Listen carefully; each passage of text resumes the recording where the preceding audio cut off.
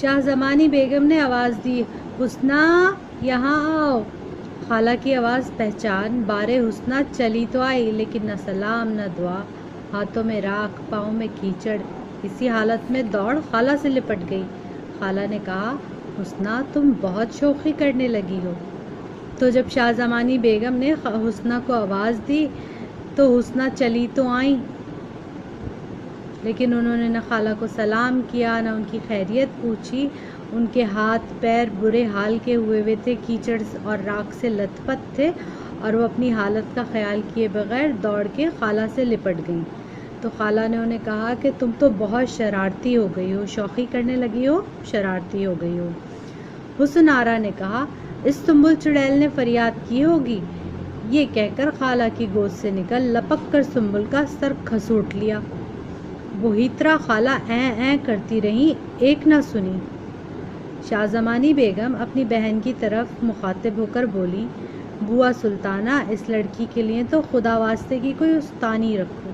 جب خالہ نے حسن آرا سے یہ کہا کہ تم تو بہت شوخی کرنے لگی ہو یا شرارت کرنے لگی ہو، تو حسن آرا نے کیا کہا حسن آرا نے کہا کہ سنبل چڑیل نے فریاد کی ہوگی، اور یہ کہہ کر وہ لپک کے نکلی خالہ کی گود سے اٹھی اور سنبل کا سر کھسوٹ لیا۔ کھسوٹ لیا سے مراد نوچ ڈالا، اور خالہ این کرتی رہ گئیں، جیسے کہ کہا جاتا ہے نا، ارے ارے ارے۔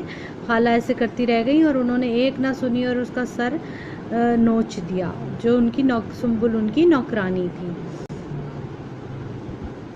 اب شاہ زمانی بیگم نے اپنی بہن کو مخاطب ہو کر بولی، یعنی کہ اپنی بہن کو مخاطب کیا اور اس سے کہا، بوا سلطانہ، اس لڑکی کے لیے تو خدا کے واسطے کوئی استانی رکھو۔ انہوں نے کہا کہ تمہیں اللہ کا واسطہ اس لڑکی کو سدھارنے کے لیے تو کوئی استانی رکھ لو۔ سلطانہ بیگم، باجی اماں کیا کروں، مہینوں سے استانی کی تلاش میں ہوں، کہیں نہ ملتی۔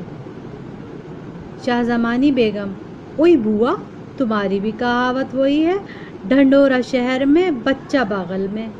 خود تمہارے محلے میں مولوی محمد فاضل کی چھوٹی بہو لاکھ استانیوں کی ایک استانی ہے۔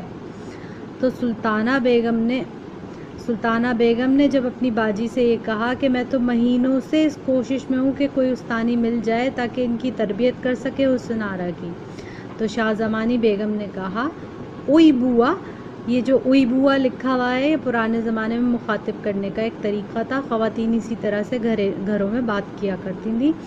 تمہاری بھی کہاوت وہی ہے، ڈھنڈورا شہر میں بچہ باغل میں۔ اس سے مراد یہ ہے کہ پورے شہر کے اندر شور مچا ہوا ہے اور بچے کو ڈھونڈا جا رہا ہے، اور بچہ تو آپ کے پاس ہی ہے، یعنی کہ پورے شہر میں ہر جگہ آپ نے شور مچایا ہوا ہے، سارے جہان میں کسی بھی بات کے بارے میں، اور وہ بات آپ کے سامنے ہی ہے، آپ کی نظروں کے سامنے ہی ہے، مگر آپ کا دھیان اس کی طرف نہیں جا رہا۔ تو کہ انہوں نے کہا کہ تمہارے تو اپنے محلے میں مولوی محمد فاضل کی چھوٹی بہو جو ہے وہ بڑی لاکھ استانیوں کی ایک استانی ہے، کہ وہ تو بڑی ماہر خاتون ہے، تم ان کی طرف کیوں نہیں جا رہی؟